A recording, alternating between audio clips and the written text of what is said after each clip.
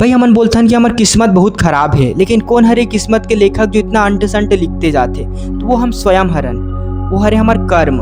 यथा बीजम तथा निष्पत्ति। हम जैसे बीज डालथन वैसे हमारा फल के प्राप्ति होते।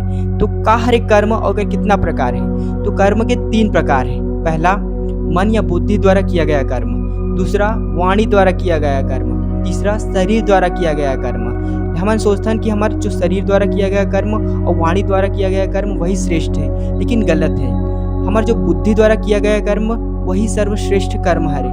हम बाकी सब जो है ऊपर बाह्य प्रकटीकरण हरे। जैसे कि उदाहरण से समझथन, जैसे कि हमारे एक बुद्धि से कर्म करथन, कोई विकार जगाथन, एक गुस्सा के विकार जगाथन। वो गुस्सा बढ़ते बढ़ते बढ़ते वाणी के कर्म में आ जाते, कोई ला गाली दे देथन। फिर वही वाणी के कर्म बढ़ते बढ़ते बढ़ते हमार शरीर में आ जाते, तो कोई ला हाथापाई में उतर जाथन या ककरो हत्या कर देथन। यही समझ आते कि जो हमार वाणी के कर्म हरे और जो शरीर के कर्म हरे वो हमारे मन के कर्म के बाह्य प्रकटीकरण हरे। एक से हमारे भारतीय संस्कृति में मन के कर्म ही सब सर्वश्रेष्ठ रखे गए। वो में जैसे भी बीज डालबे वैसे ही फल की उत्पत्ति होई।